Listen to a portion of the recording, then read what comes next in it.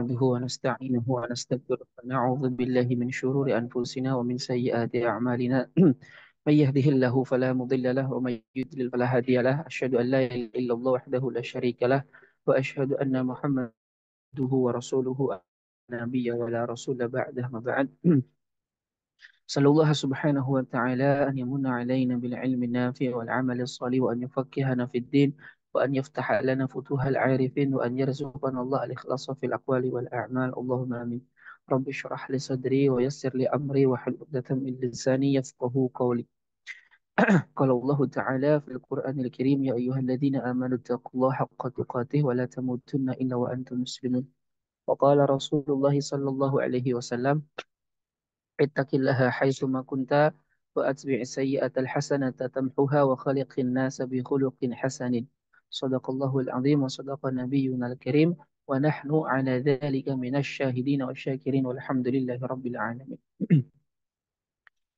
Alhamdulillahi Rabbil Alamin. Segala puji hanya bagi Allah Subhanahu wa Ta'ala. Salawat serta salam semoga senantiasa terlimpah curah kepada baginda Rasulullah Sallallahu Alaihi Wasallam, pada keluarganya, sahabatnya, dan semoga kita semua termasuk ke dalam golongan umat beliau yang mendapatkan syafaatnya kelak di yaumul qiyamah. Amin ya Allah ya Rabbal Alamin.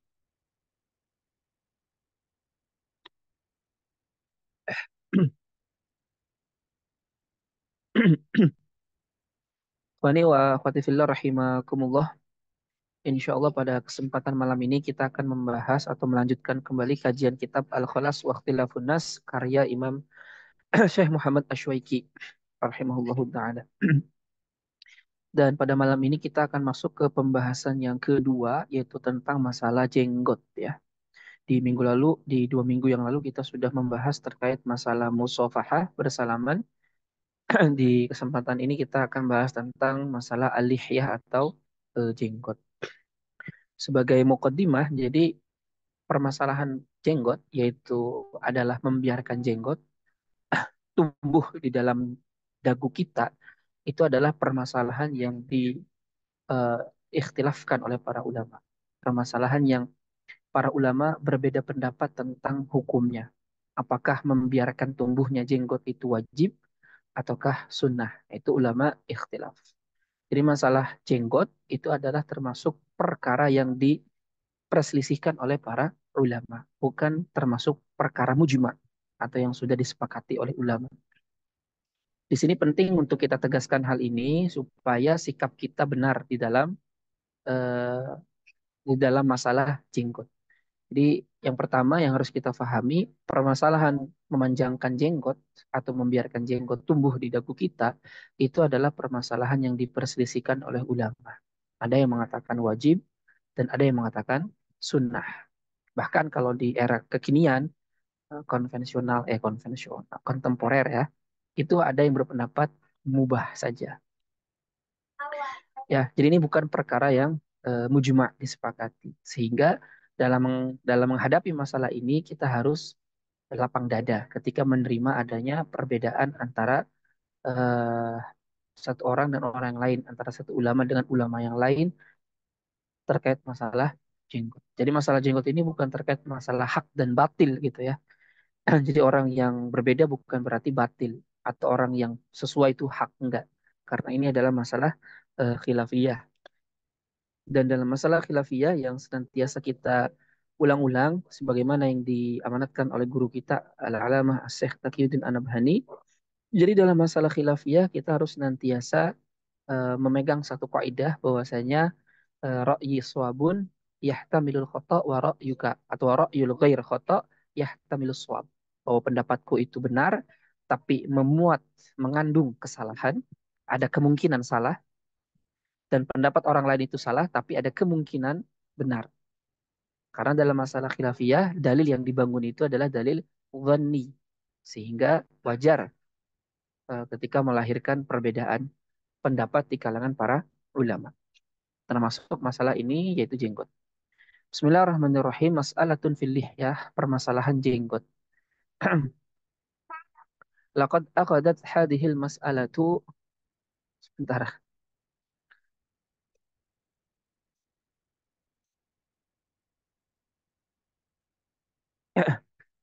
لقد أخذت هذه المسألة مجالا واسعا في الكلام عنها وخاصة في هذه الأيام. Jadi pembahasan ini telah mengambil porsi yang begitu sangat luas, mengambil perdebatan yang begitu sangat luas, khususnya pada hari-hari ini kata beliau. Ya, beliau tulis kitab ini 1980-an, berarti sudah 40 tahunan yang lalu, 44 tahun yang lalu. Dan sampai hari ini permasalahan jenggot itu masih permasalahan yang juga mengambil diskusi yang cukup panjang antara satu ustadz, satu ulama, satu golongan dengan golongan yang lain. Haitsu dzahaba ba'dun nas ila takfiril ba'di al-akhar. Bahkan sampai-sampai sebagian orang itu mengkafirkan sebagian yang lain gara-gara masalah jenggot. Nah, ini karena salah bersikap di awal ya. Memahami ini masalah mujma, padahal ini masalah mukhtalaf. Bi'adami itlaqi lihyatihi, ya. Mengkafirkan karena dia tidak memelihara jenggot. Aw haffa syaribahu, atau dia eh, membiarkan kumisnya. Wa minhum man fassaqa ghairahu. Di antara mereka juga ada yang saling memfasikkan satu dengan yang lainnya, ya. Wa atau bi adillatin la taqumu bil hujjati ila takfirin nas wa tafsikihim wa tafsiqihim. Dan kemudian mereka membawa berbagai macam argumentasi yang membenarkan sikap saling mengkafirkan atau memfasikan mereka. Tapi yang harus kita fahami wa anna hadhil mas'alah khilafiyyatun baina ulama'is salafi wa hiya min furu'iddin kadzalik. Nah, masalah ini adalah masalah yang diperselisihkan di antara ulama salaf dan ini adalah masalah cabang agama, ya bukan masalah usul. Sehingga tidak layak di dalamnya ada pembahasan takfir ataupun tafsik, ya, mengkafirkan dan memfasikkan. Nah, faqad ashghala an-nasu haqiqatan, ya, bimithli hadhihi al-qadiyyati al-far'iyyati wa far'iyyatin jiddan an qadaya asasiyatin hammatin tahumul ummah al-islamiyah wa ta'malu ala nahdatiha wa ruqiyyiha. Bahkan masalah ini sampai menyibukkan banyak orang, ya. Semisal masalah-masalah cabang seperti ini di tengah-tengah umat itu begitu sangat menyibukkan umat Islam sampai-sampai melupakan apa yang menjadi pokok dasar permasalahan yang menimpa umat. Pokok dasar yang menjadikan umat itu bisa bangkit kembali. Itu malah tidak atau jarang dibahas. Contohnya yang masalah kemarin ya, perdebatan tentang masalah Al-Quran. Ya, apakah Al-Quran itu kalam Allah dan kalam Nabi ataukah hanya kalam Allah contohnya. Ya, dari sisi diskusi memang itu wajib dibantah ya, karena itu pemikiran yang berbahaya. Tapi ketika diskusi itu berhenti di situ saja, itu sesuatu yang sangat disayangkan. Lebih dari itu kan yang harusnya didiskusikan dan harusnya perdalam, perpanjang diskusinya itu adalah bagaimana Al-Quran sebagai qawanin, sebagai dustur undang-undang bagi muslim itu bisa dijalankan oleh kaum muslimin dalam berkehidupan. Kan itu yang harusnya lebih ditekankan dalam hal diskusi terkait Al-Quranul Karim. Karena kita sering mengatakan Al-Quran itu panduan hidup kita. Al-Quran itu adalah panduan hidup setiap muslim. Tapi kenapa kok tidak kita jalankan isinya? Nah, itu yang harusnya diperdebatkan. Nah, masalah kayak jenggot, apakah jenggot membiarkan jenggot itu wajib atau sunnah, itu sama sekali tidak berpengaruh terhadap bangkit atau runtuhnya umat sebetulnya. Ya, bahkan tidak berpengaruh terhadap iman atau kafir. Ya, karena ini masalah furu. Jadi kita katakan permasalahan jenggot ini adalah sama sekali tidak ada kaitannya dengan iman kafir dan juga tidak ada kaitannya dengan kebangkitan ataupun kemunduran umat. Ya,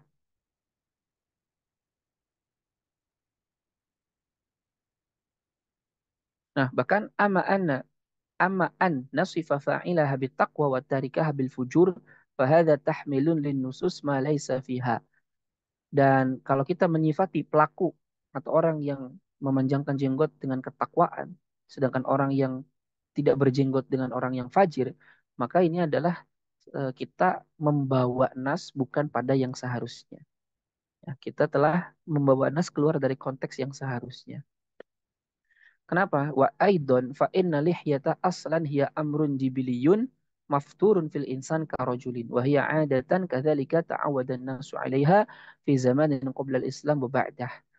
Karena jenggot itu secara asal dia itu adalah perkara jibiliyah, perkara eh, manusiawi ya, perkara manusiawi yang itu ada di setiap manusia seperti laki-laki. Dan itu adalah kebiasaan yang sudah dilakukan oleh orang-orang bahkan sebelum zaman Islam.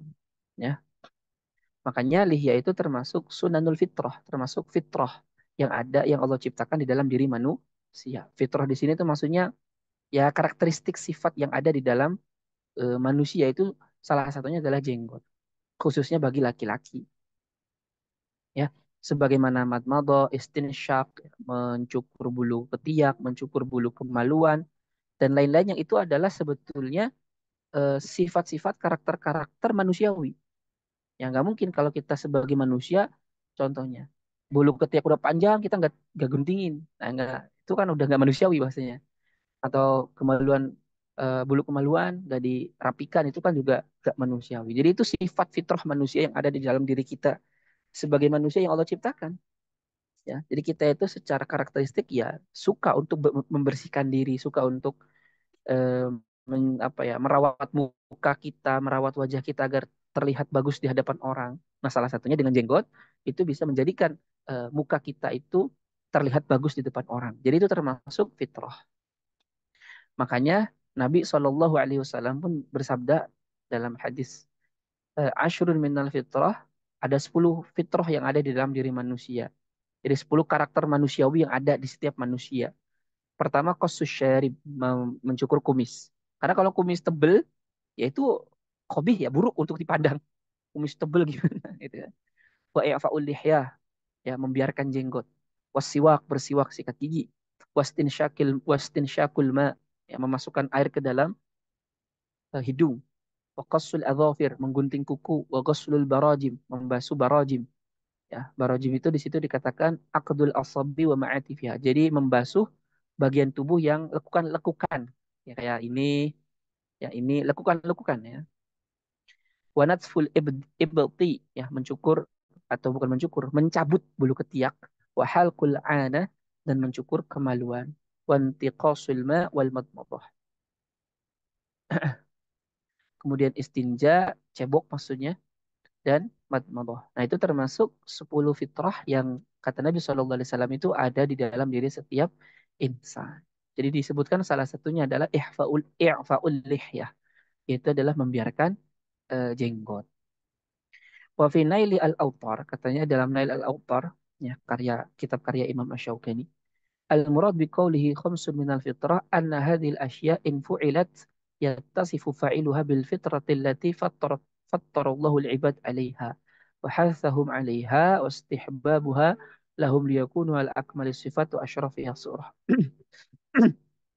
Jadi kata Imam Syaukani dalam Nail al-Awtar, jadi fitrah ini apabila dilakukan oleh orang, apabila dilakukan oleh pelakunya, fitrah yang tadi disebutkan, maka dia sudah tersifati dengan fitrah yang Allah ciptakan di dalam diri manusia. Ya, makanya fitrah ini dianjurkan, ditekankan oleh Nabi SAW, disunahkan kepada mereka supaya mereka memiliki sifat yang sempurna dan bentuk yang mulia, bentuk yang bagus lah. Karena seorang muslim itu kan harus dianjurkan untuk menjaga penampilan lah bahasanya ya. Apalagi di tempat-tempat tertentu seperti dalam majelis ilmu, kan? Dalam sholat Jumat, dalam sholat-sholat yang berkumpul padanya banyak orang, sholat Idul Adha, Idul Fitri, ya, sholat istisqa dan seterusnya, itu dianjurkan bagi kita itu dalam keadaan yang terbaik. Sudah mandi kan itu. Makanya disunahkan sebelum sholat Jumat mandi sunnah. Sebelum sholat Idul Fitri, Idul Adha disunahkan mandi. Sebelum sholat istisqa disunahkan mandi. Ya, di setiap yang ada perkumpulan Islam itu mensunahkan sebelumnya untuk mandi. Termasuk dengan fitrah-fitrah yang lain, mentipiskan kumis agar tidak terlihat tidak terurus gitu kan, jenggotnya dirapikan, pakaiannya yang bagus, wangi dan seterusnya. Nah, itulah fitrah yang ada di dalam diri manusia yang seyogianya seorang muslim itu melakukan hal tersebut, ya.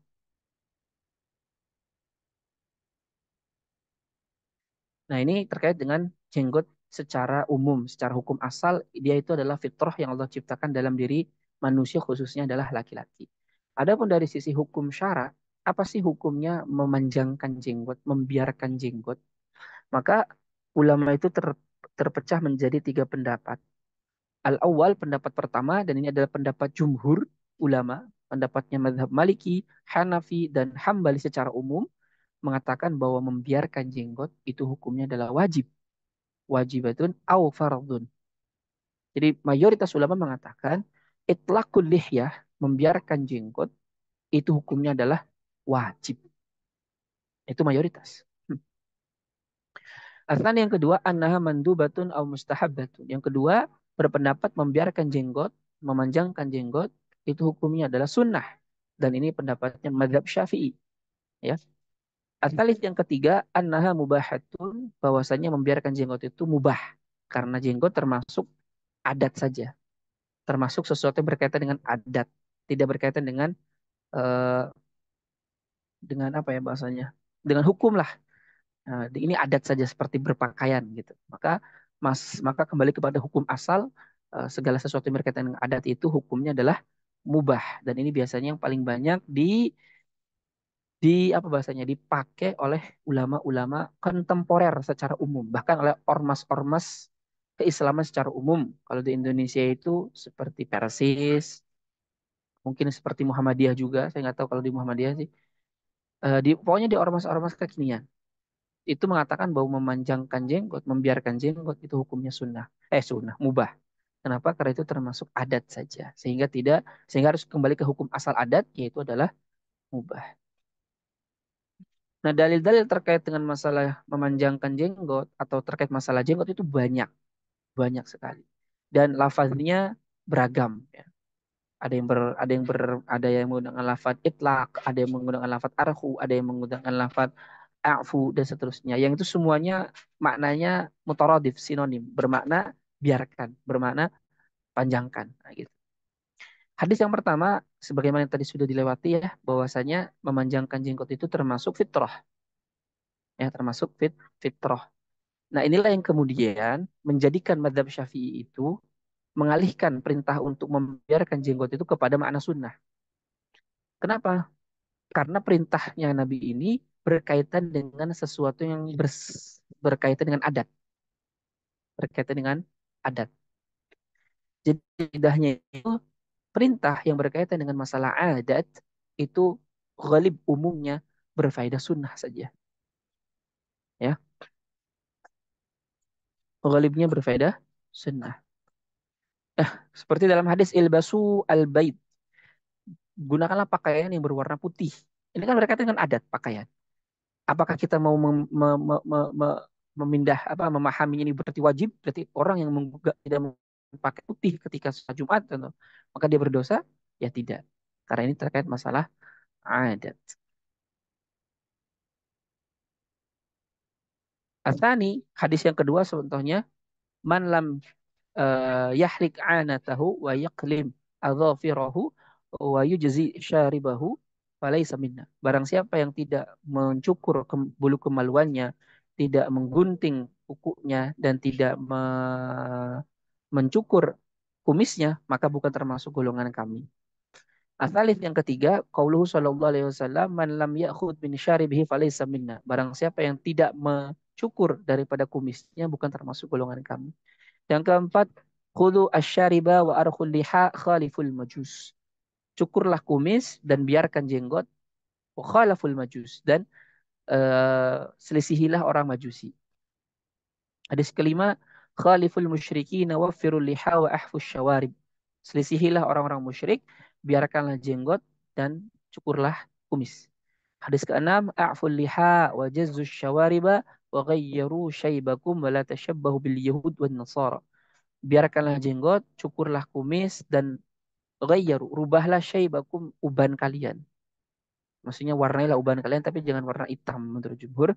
Wala tasyabbahu, dan janganlah kalian menyerupai bil Yahud dengan orang Yahudi wan Nasara dan Nasrani. Yang ketujuh, innallaha amarani an wafira lihiyati syarib. Sesungguhnya Allah memerintahkan aku untuk membiarkan jenggotku dan mencukur kumisku. Dalam satu riwayat, amaroni bi'i'fa'i lihyati wa qassi syaribi. Allah memerintahkan aku untuk membiarkan jenggotku dan mencukur kumisku. Hadis ke-8, lakin fi dinina an nuhfiya syawariba wa an-nu'fiya lihyata.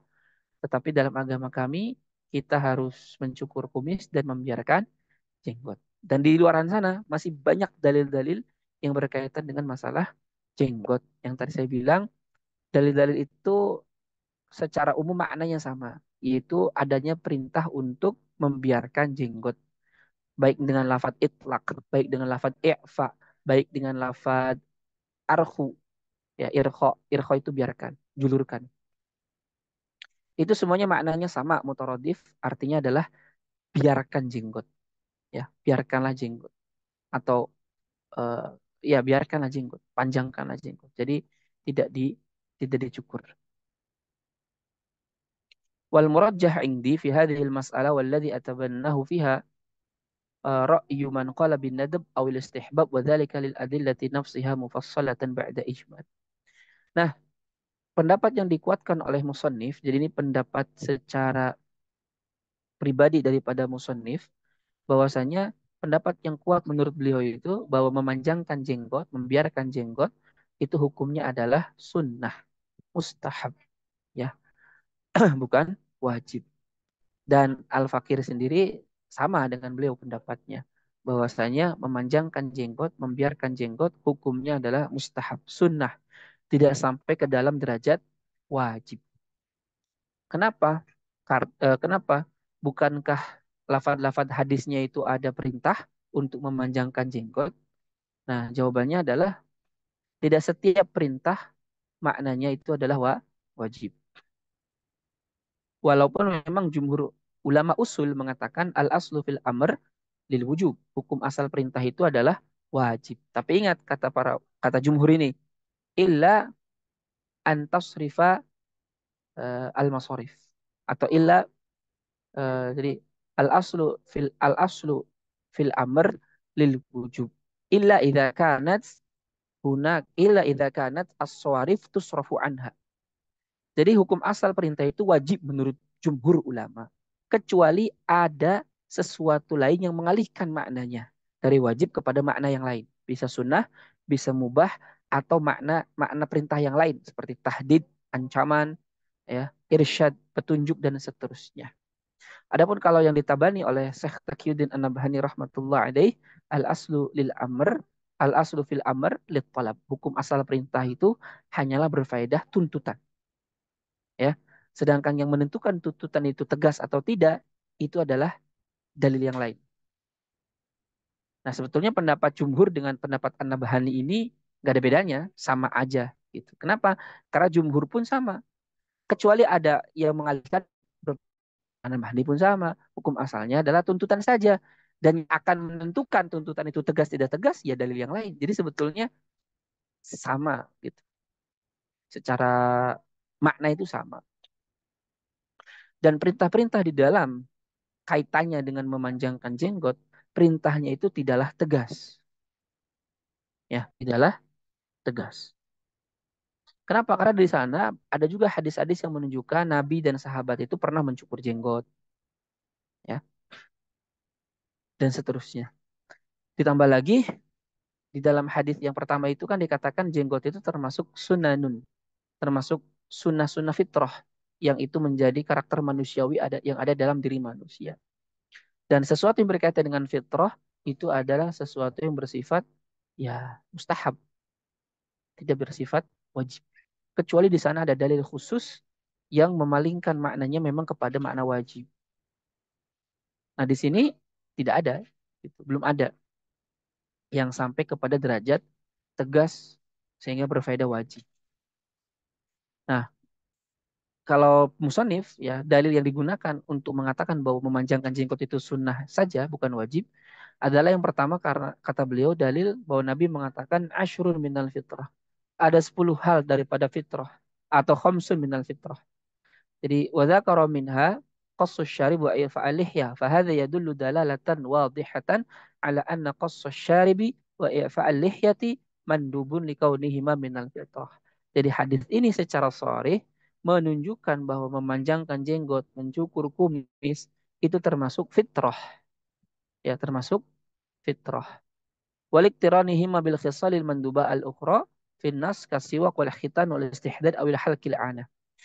Dan juga karena beriringannya perintah jenggot itu dengan perintah-perintah sunnah yang lainnya seperti bersiwak, ya, khitan, istihdad, mencukur kemaluan, istihdad, mencabut ketiak, awil halqil ana.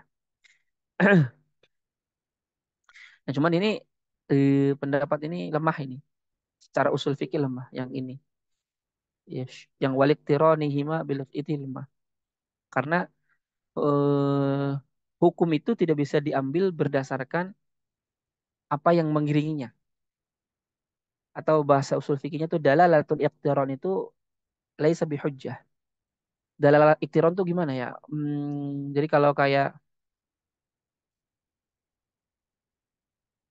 doroba Zaidun wa Muhammadun tilmidan. Zaid dan Muhammad memukul seorang murid. Nah, Zaid dan Muhammad, Muhammad itu walaupun diatofkan, didankan itu ya dengan Zaid, bukan berarti hukumnya sama. Mukulnya bukan berarti sama. Bahkan bisa mukul gitu. Jadi apa ya bahasanya? Bukan tidak ketika ada lafaz diatofkan kepada lafaz yang lain bukan bermakna maknanya secara hukum itu sama ya. Itu secara usul fikihnya. Yang konkretnya seperti dalam hadis lah.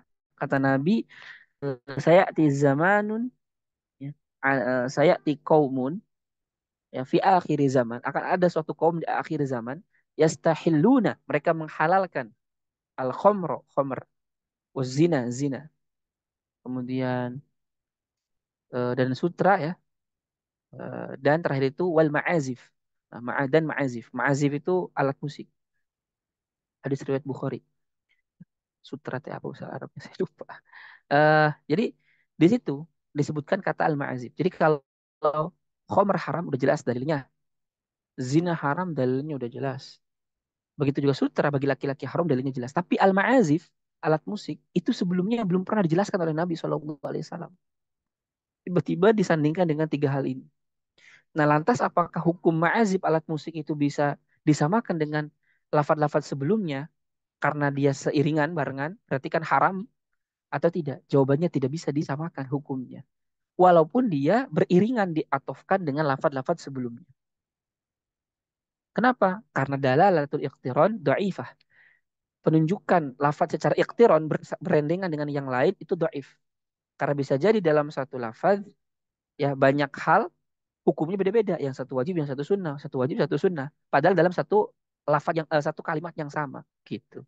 Makanya dengan apa namanya hujah ini doif. Kalau dikatakan jenggot itu apa namanya sunnah semata-mata karena bersanding dengan fitrah-fitrah lainnya itu secara umum adalah sunnah. Ya, lebih kurang tepat aja.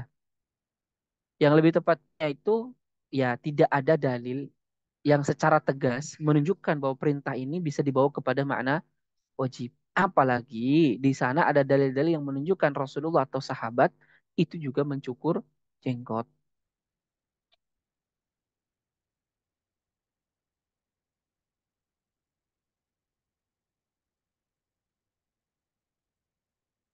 Dan di sini tafsir eh, fitrah itu banyak ya. Di sini sebutkan, antum bisa baca sendiri nanti. Intinya makna fitrah itu beragam ya di kalangan para ulama. Ada yang bermakna Islam, ada yang bermakna sunnah, ada yang bermakna yang lain-lain.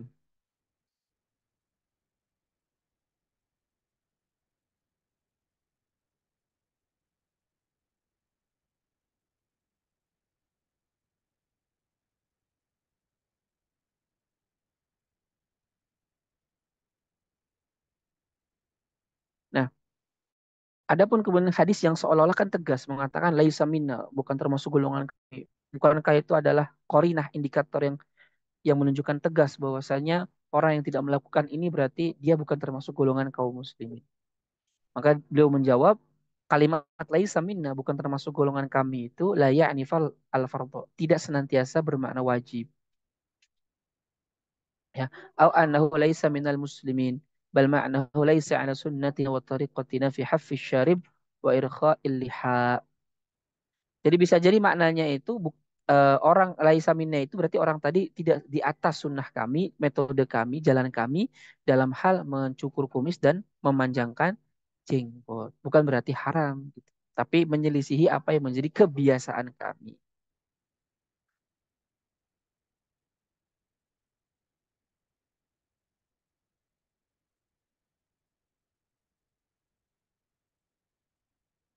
Ya.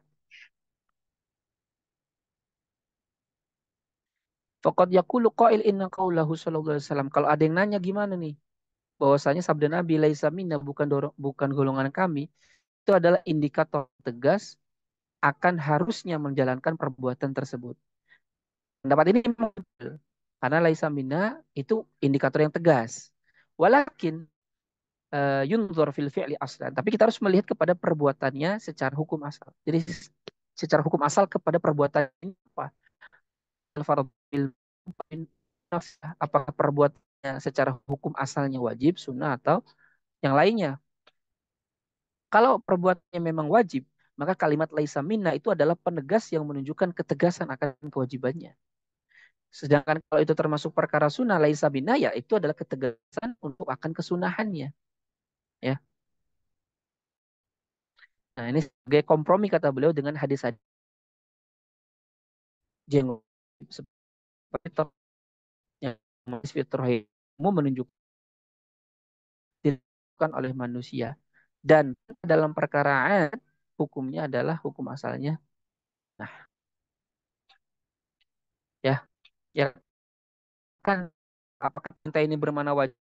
Ya tidak, karena makan minum itu terkait dengan kebutuhan kita, maka itu eh, hukumnya tidak wajib.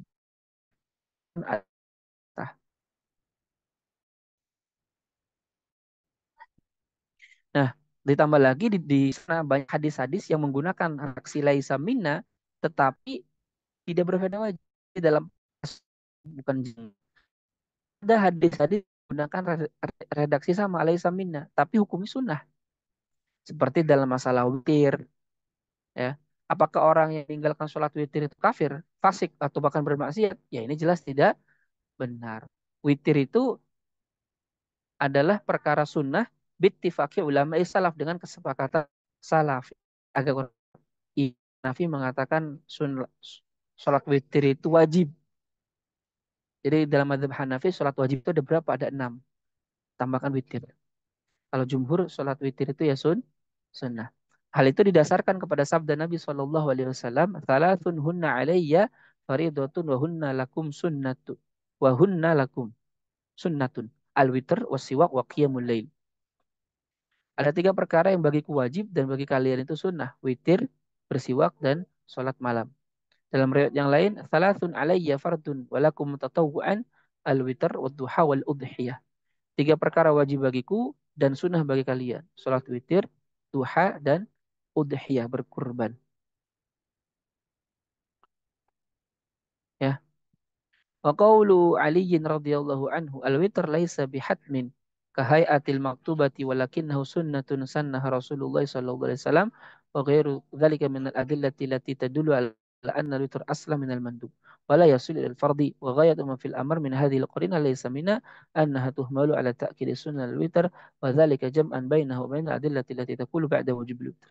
Intinya kalimat laisa minna itu bukan itu tidak otomatis berfaedah wajib, tapi tergantung perbuatannya apa dulu. Secara hukum asal kalau perbuatannya wajib, maka laisa minna penguat akan kewajibannya. Begitupun kalau perbuatannya secara hukum asalnya sunnah, maka laisa minna penguat daripada lafaz tersebut, daripada perintah tersebut. Juga sebagaimana dalam sabda Nabi kan, an-nikahu min sunnati, faman lam ya'mal bis sunnati falaysa minni. Nikah itu termasuk sunnahku. Barang siapa yang tidak beramal dengan sunnahku, maka dia bukan termasuk golonganku. Sunnah di sini maksudnya bukan sunnah dalam arti dikerjakan dapat pahala, ditinggalkan tidak apa-apa, ya. tidak dapat dosa. Bukan. Sunnah yang dimaksud di sini itu torikoh, cara hidup. Jadi nikah itu termasuk cara hidupnya Nabi. Barang siapa yang tidak mengamalkan cara hidupku, falaisa minni, maka bukan termasuk golongan kata Nabi. Apakah lantas menjadikan nikah itu hukumnya adalah wajib? Tidak. Pendapat Mu'tamad Madzhab Syafi'i contohnya, nikah itu hukum asalnya mubah, mubah itu adat, ya, kecuali di sana ada kecuali kecuali ada keadaan-keadaan tertentu yang memalingkannya menjadi sunnah dan seterusnya. Tapi hukum asal nikah mubah. Nah, apakah orang yang tidak menikah kemudian bukan termasuk golongannya Nabi? Pada faktanya di antara sahabat itu ada yang membujang, tidak nikah, ya. Makanya Nabi pernah ini bersabda, barang siapa yang tabatul menjomblo sampai akhir hayat itu apa sih lafadznya teh? Bukan termasuk golongan kami atau apa. Makanya menjomblo itu hukumnya makruh. Tapi hukum asal nikahnya sendiri mubah gitu. Ya. Nah, ini dalil yang paling jelas bahwa kalimat laisa minna tidak senantiasa menunjukkan wajib.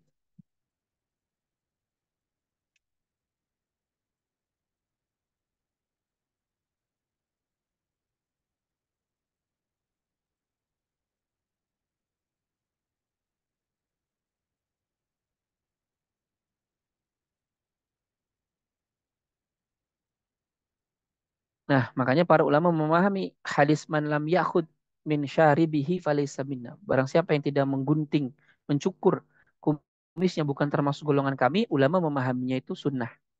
Contoh Imam Ahmad bin Hambal ketika ditanya tentang sunnah di dalam hal membiarkan kumis, maka beliau mengatakan eh, membiarkan, mencukur kumis, maka Imam Ahmad mengatakan dicukur sebagaimana sabda Nabi, uhfu asyawarib.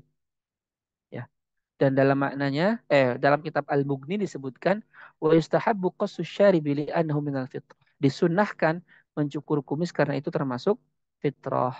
Wa yafhush idza tola. Dan sangat buruk sekali apabila kumis itu dibiarkan panjang. Ya. Jadi ulama memahami laisa minna di situ tetap sunnah. Nah, Imam Nawawi mengatakan yustahabu an yuqallimal adfar wa yuqassu asyarib. Disunahkan untuk menggunting kuku dan mencukur kumis, ya, dan seterusnya lah. Yang intinya ini menunjukkan makna sunnah. Oke. Adapun itu yang kedua, syubhat yang kedua, bukan syubhat ya, itu i'tirad lah. Kalau ada pertanyaan kita jawabnya gitu yang kedua.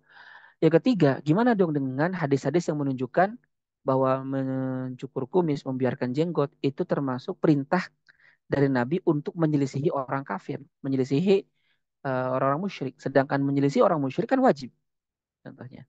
Di antaranya kan hadis Nabi, Hudu asyariba wa arhu al-liha khalifu al-majus. Cukurlah kumis, biarkanlah jenggot, dan selisihilah orang majusi. Atau dalam hadis yang lain, khaliful musyrikin. Ya. Apakah ini tidak menunjukkan itu wajib?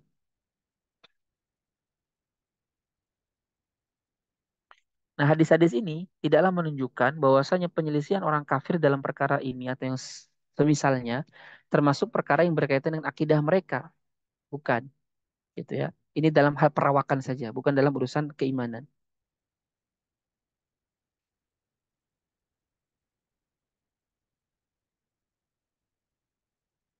Contoh dalam hadis yang lain, Nabi mengatakan innal yahuda wan nasara lam yusbighuna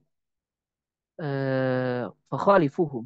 Sesungguhnya orang Yahudi dan Nasrani itu tidak yusbihun. Yusbihun itu mewarnai rambut, mewarnai jenggot, ya, dengan henna.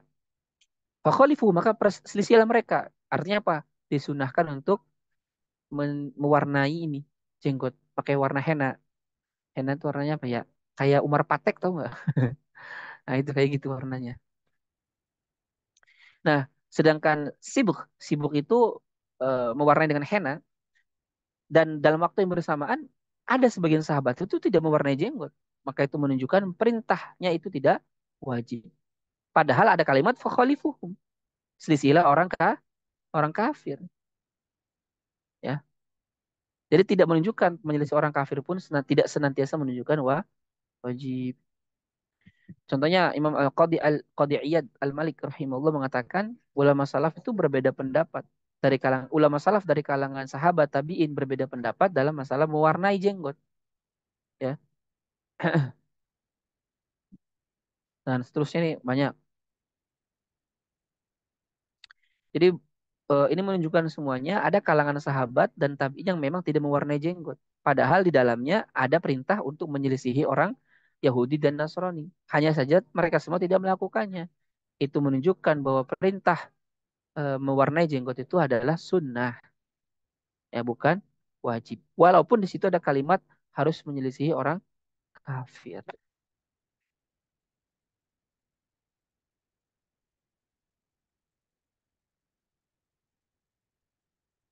Dan banyak di sini ya perintah-perintah yang di dalamnya itu ada kalimat khaliful musyrikin, tetapi perintahnya tidak wajib. Ya,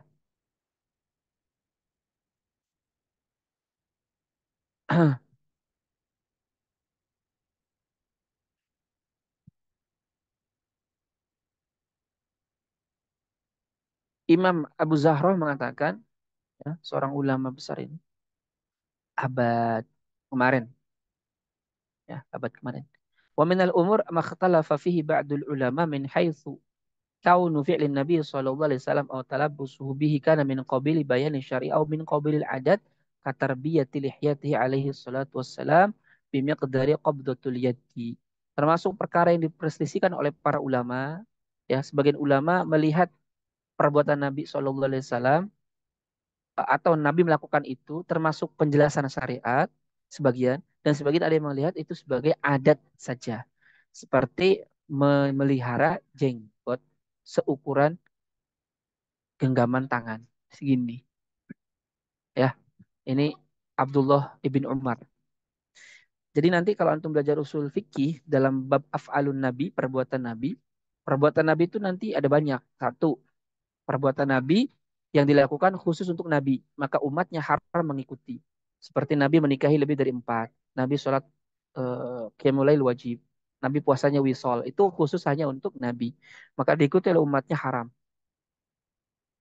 Yang kedua adalah perbuatan nabi yang itu adalah perbuatan jibiliyah, perbuatan Nabi sebagaimana manusia biasa. Maka hukum mengikuti itu bagi umatnya adalah mubah. Seperti Nabi makan, minum, duduk, tidur, berjalan, termasuk di dalamnya berpakaian, ya, kemudian gaya rambut dan seterusnya itu adalah mubah. Ya, mubah hukum asalnya mubah karena itu termasuk af'alun jibiliyah, perbuatan Nabi sebagaimana manusia biasa. Yang ketiga adalah perbuatan Nabi yang mana perbuatan Nabi itu menjelaskan ya hukum syara sebelumnya yang bersifat global. Perbuatan Nabi yang menjelaskan hukum syara sebelumnya yang bersifat global. Maka perbuatan ini bagi umatnya hukumnya tergantung hukum asalnya. Kalau hukum asal yang dijelaskannya wajib, maka umat mengikuti Nabi ini wajib. Kalau hukum asalnya sunnah, maka umat mengikutinya adalah sunnah. Contoh, Allah berfirman, Aqimus sholah, dirikanlah sholat. Nabi kebutuhan sholat praktek Nabi sholat itu sebetulnya sedang menjelaskan perkara global kewajiban sholat. Maka mengikuti praktek yang dilakukan oleh Nabi hukumnya wajib. Karena Nabi sedang menjelaskan perkara wajib. Kata Nabi kan, Sallu kama ra'aitumuni usalli. Begitupun dalam haji. Ya kan? Khudu anni manasikakum. Ambillah dariku cara ibadah haji dan umroh kalian. Itu yang ketiga. Yang keempat adalah perbuatan Nabi SAW yang tidak menjelaskan hukum syara sebelumnya. Jadi belum ada hukum syara sebelumnya yang turun. Ya, nah Nabi melakukan perbuatan. Ini dibagi dua. Kalau perbuatan Nabi SAW itu menunjukkan adanya bentuk takorub Allah, bentuk takorub mendekatkan diri kepada Allah, bentuk ibadah lah, maka itu hukumnya sunnah diikuti oleh umatnya. Contohnya apa? Contohnya adalah seperti Nabi SAW sebelum masuk ke rumah itu bersih. Nah, dan itu Nabi tidak menjelaskan perbuatan dari hukum syara sebelumnya. Nah, karena ini lebih berat kepada perkara takorub, maka dihukumi sunnah. Tapi kalau perbuatan Nabi tidak menjelaskan hukum sebelumnya, dan itu tidak ada unsur takoruban ilallah, maka hukum mengikutinya adalah mubah. Nah, perkara memelihara jenggot, ini apakah masuk kepada yang mana dari perbuatan-perbuatan? Apakah termasuk kepada penjelasan syariat, ya, ataukah termasuk adat? Fakathirun ala annahu minas sunnati al-muttaba'ati. Nah, kebanyakan ulama mengatakan itu termasuk sunnah yang diikuti. Wa zakku dzalika bi anna Nabi sallallahu alaihi wasallam qala qassu syariba wa a'ful liha.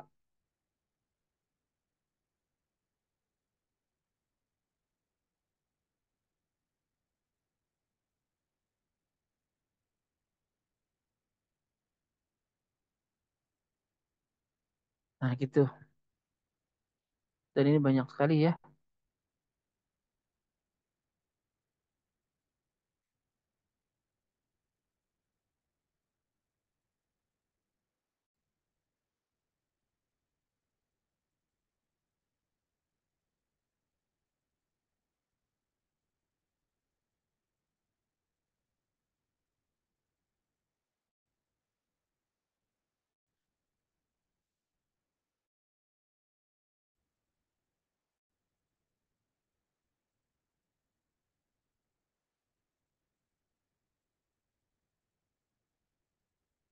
Hmm, oke, kayak saya kira cukup aja sih. Dari dulu.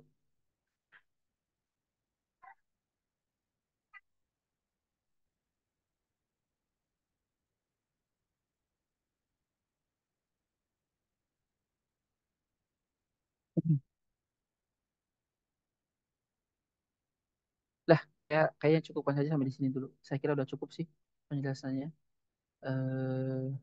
Adapun ini nanti penambah-penambah aja sih. Intinya mas sama lah apa yang tadi saya sampaikan. Nah, terakhir mungkin ya sebagai penutup dari kajian ini, eh, hukum mencukur jenggot apa? Hukum mencukur jenggot itu hukumnya tergantung pendapat kita dalam mengatakan memanjangkan jenggot. Kalau kita mengatakan memanjangkan jenggot wajib, maka mencukur jenggot habis itu haram. Dan itu pendapat mayoritas ulama, Hanafi, Maliki, dan Hambali. Adapun kalau kita berpendapat bahwa memanjangkan jenggot sunnah, maka mencukurnya adalah makruh. Sedangkan yang berpandangan memanjangkan jenggot mubah, ya mencukurnya mubah. Ini mencukur habis ya. Adapun kalau mencukur untuk merapikan, itu ulama justru sepakat boleh, bahkan disunahkan agar manzor atau perawakan kita itu tidak terlihat menakutkan. Jadi nggak kayak jenggotnya kesini-sini banyak gitu. Nah itu justru makruh kayak gitu. Jadi dirapikan itu justru sunnah. Nah tapi yang jadi bahasa kita itu dicukur habis. Nah kalau itu ulama ikhtilaf, mayoritas mengatakan haram, Syafi'iyah mengatakan makruh dan ini pendapat yang saya ambil bahwasanya mencukur jenggot habis itu hukumnya adalah makruh. Wallahu a'lam bishawab. Saya kembalikan ke Ustaz Ishar. Ya, alhamdulillah, puji syukur kepada Allah Subhanahu wa taala.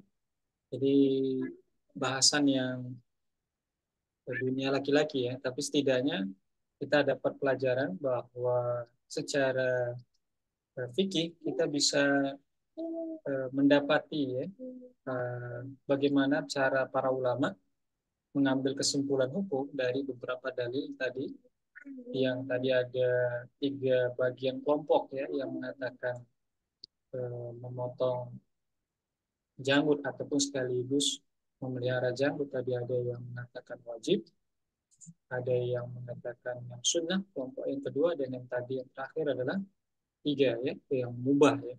Ya alhamdulillah, Bapak Ibu, insya Allah ini kita buka diskusinya seperti yang disampaikan oleh beliau.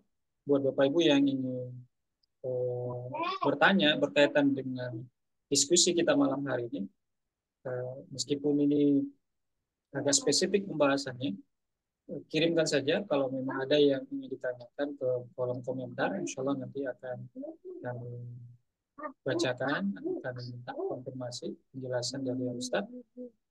Ataupun kalau ada yang mau bertanya langsung, silakan nanti kita kasih kesempatan buat Bapak Ibu ya. Nah, sebagai kesempatan di awal pertama ini Ustaz, saya ingin memulainya dulu di awal. Iya. Em, terkait dengan terkait dengan kelompok pertama Ustaz yang tadi bahwa memelihara jenggot ataupun memotongnya tadi menjadi sesuatu yang wajib dan tidak memeliharanya berarti menjadi haram. Kenapa bisa sampai kelompok tersebut menjatuhkan kepada kesimpulan fasiknya bagi sebagian kita yang tidak memelihara janggut tadi. Nah, penarikan hukum seperti apa yang kemudian semacam tidak ada pelonggaran ya bagi kelompok pertama tadi mungkin bisa dibilang sehingga eh, bagi yang tidak memelihara janggutnya itu jatuh pada kefasikan bahkan mereka bisa vonis itu jatuh kepada eh, kafir bahkan ya lebih parahnya kita bilang. Nah, sehingga kok bisa muncul seperti ini Ustaz? Ya. Bagaimana mereka mengambil kesimpulan apakah memang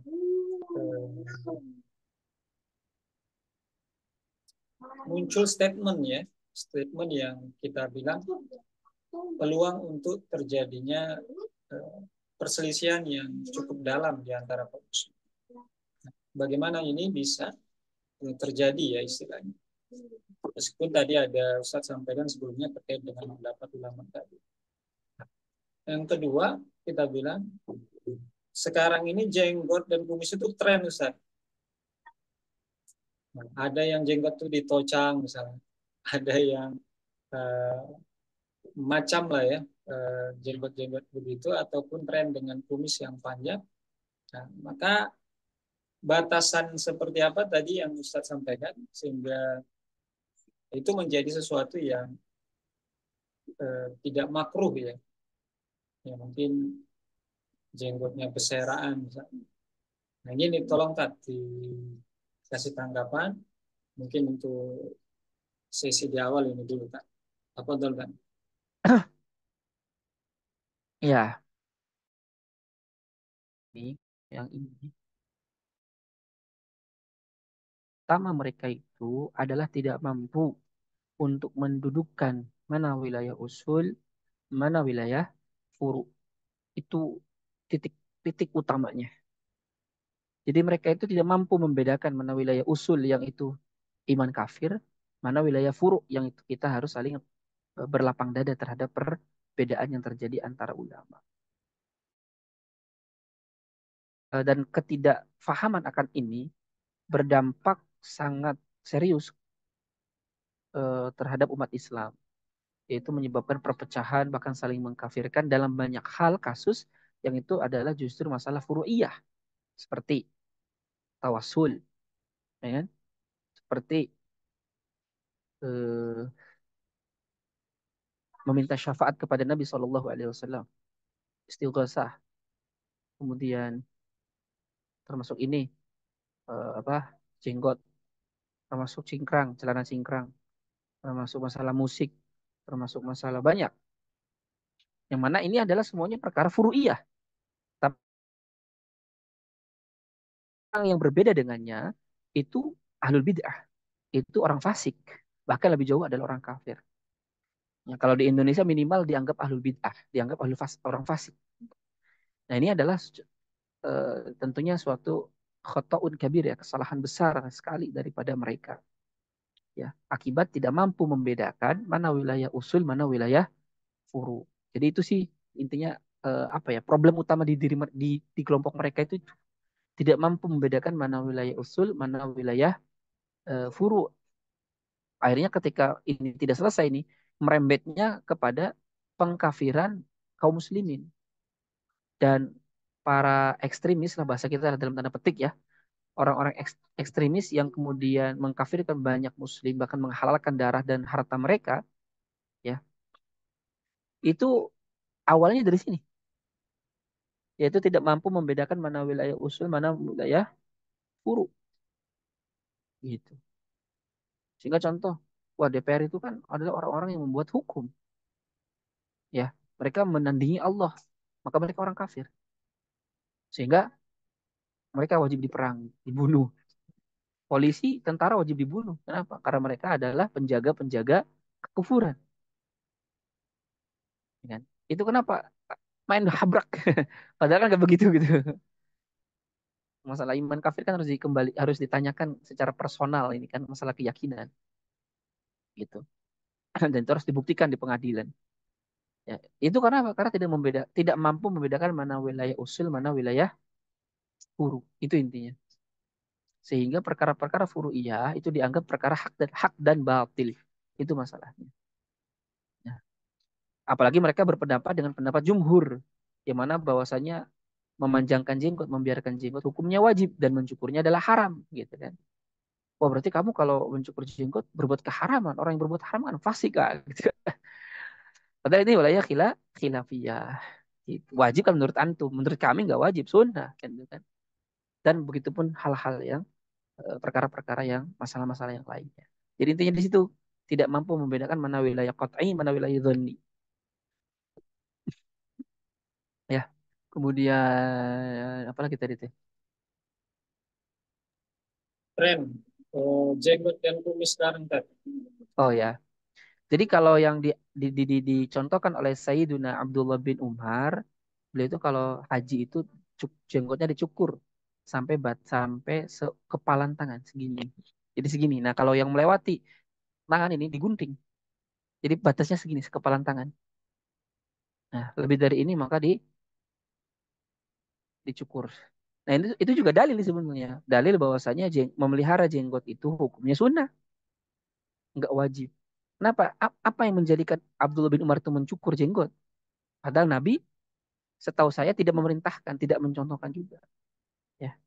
Atau enggak ya, memang Abdullah bin Umar melihat Nabi, cuma tidak teriwayatkan kepada kita.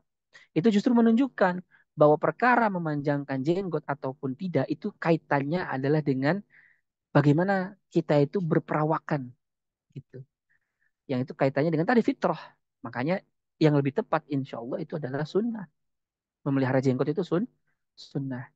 Kenapa? Buktinya kalau sudah panjang bahkan sampai jelek gitu ya.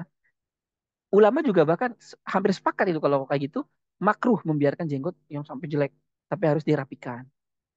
Nah, agar terlihat indah di hadapan orang. Jangan terlihat tidak apa, jangan terlihat seperti orang urak-urakan, jangan terlihat menakutkan. Itu justru di, dimakruhkan oleh para ulama begitu. Makanya jenggot itu kalau kita jenggotnya tebal tuh jelek ya di sedikitkan jadi sedikit aja contohnya supaya kemudian enak dilihat Gimana seperti masalah itu setelah mau ya. apa jadi kakinya lah.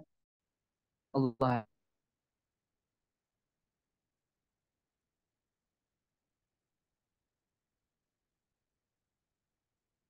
ya itu Ustaz. Berarti Ustaz, batasannya adalah segenggam Ustaz ya.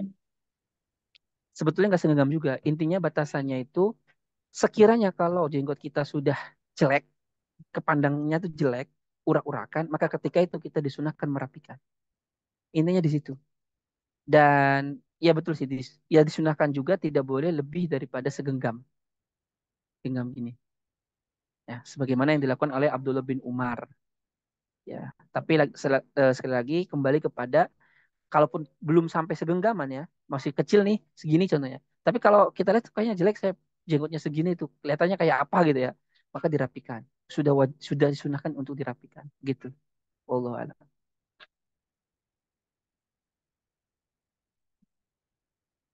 Oke, syukuran Ustaz. Kita beralih ke kolom komentar Ustaz. Kolom chat sudah ada beberapa pertanyaan. Tapi ini sepertinya masih ada kaitan. Dari Ibu Diana Ustaz, beliau bertanya, apa Ustaz? Apa beda sunnah muakkad dengan ghair muakkad? Mohon penjelasan Ustaz. Ya, sunnah muakkad dengan sunnah ghairu muakkad. Bedanya, kalau sunnah muakkad artinya sunnah yang sangat ditekankan untuk dikerjakan. Biasanya Nabi SAW itu mengerjakan perbuatan ini dan hampir-hampir tidak pernah meninggalkannya kecuali hanya satu dua kali sebagai penjelasan bahwa ini bukan perkara wajib. Nah, maka yang perkara seperti ini dikatakan oleh ulama itu sunnah muakkad. Seperti apa? Sholat sunnah taraweh itu sunnah muakkad. Karena Nabi hampir-hampir tidak pernah meninggalkan sholat sunnah tarawih. Sedangkan sunnah ghairu muakkad artinya sunnah yang tidak ditekankan untuk dikerjakan. Tidak terlalu ditekankan untuk dikerjakan. Biasanya Nabi melakukan perbuatan ini tuh kadang-kadang, tidak sering, tapi kadang-kadang. Seperti apa? Sholat sunnah sebelum asar, sholat sunnah sebelum maghrib, itu sholat sunnah yang gair muakkadah. Bahkan sebagian ulama mengatakan nggak ada sholat sunnah sebelum maghrib. Saking Nabi itu jarang melakukan perbuatan tersebut. Sampai-sampai dikatakan Nabi nggak pernah gitu. Nah itu bedanya sunnah muakkad dengan sunnah gair muakkad. Wallahu a'lam. Baik. Syukran Ustaz. Sudah dijawab ya Bu Diana atau Mbak Diana, mohon maaf kalau salah penyebutan. Kemudian kita beralih ke pertanyaan selanjutnya nih, Ustaz, dari Mas Fadli Arifin atau Pak Fadli ya. Nah, ini beliau mengkonfirmasi Ustaz, Ustaz Afwan, kalau demokrasi itu berkategori perkara usul atau furu Ustaz? Monggo Ustaz, penjelasannya Ustaz.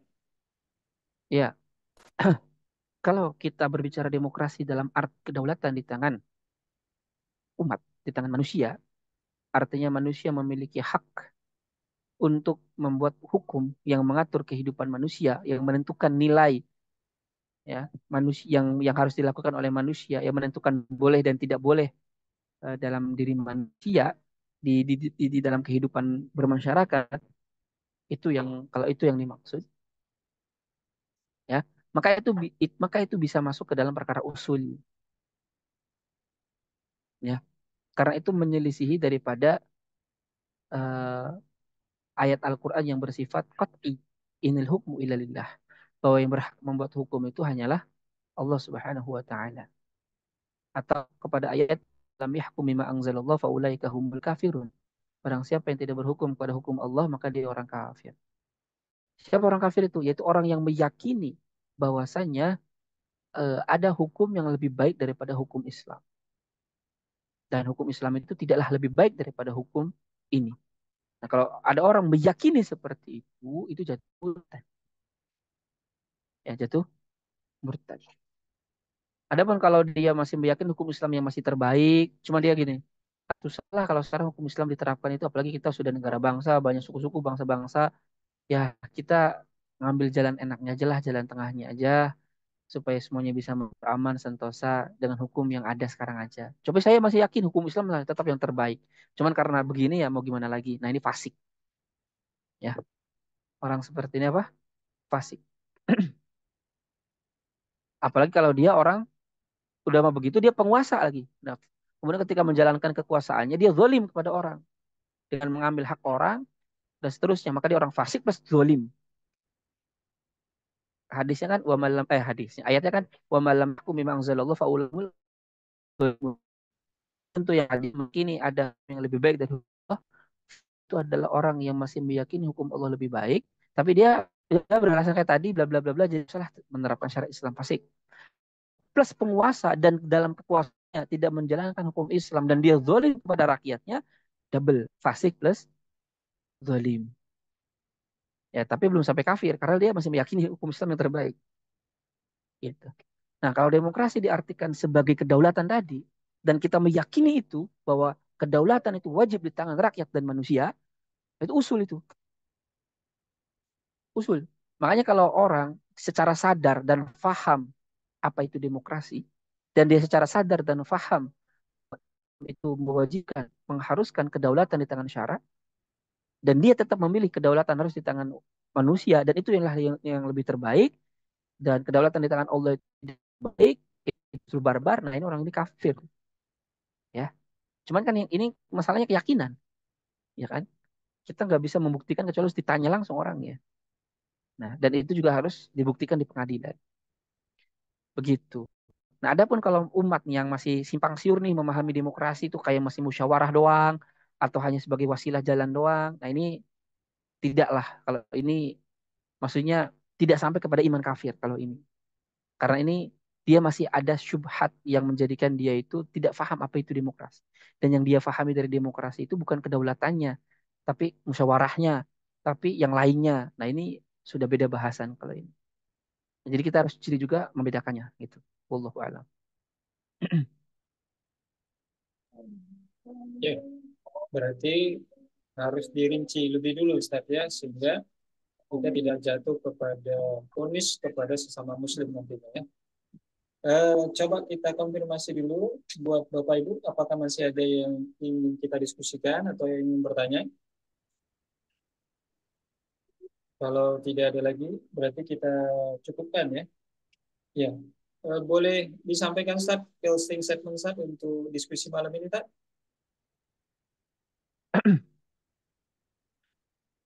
Ya, jadi intinya yang selalu saya ulang-ulang, permasalahan seperti ini jangan sampai menyibukkan kita dari apa yang menjadi keharusan atau apa yang menjadi masalah utama kita, yaitu adalah diabaikannya syariat Islam. Ini masalah furu'iyah. Tempatkanlah masalah furu'iyah di tempatnya. Ya. Jangan sampai masalah furu'iyah sampai mengalahkan perkara yang menjadi pokok problematika umat hari ini, yaitu terabaikannya syariah Islam. Kalau kita tetap fokus dengan apa yang harus menjadi kewajiban kita, jangan tergiring dengan perdebatan-perdebatan yang tidak esensial, ya. Kita fokus dengan apa yang harus kita lakukan, yaitu adalah bagaimana caranya agar syariah Islam ini bisa kembali tegak mengatur kehidupan masyarakat. Allahu a'lam bishawab. Itu yang mungkin yang bisa saya sampaikan. Assalamualaikum warahmatullahi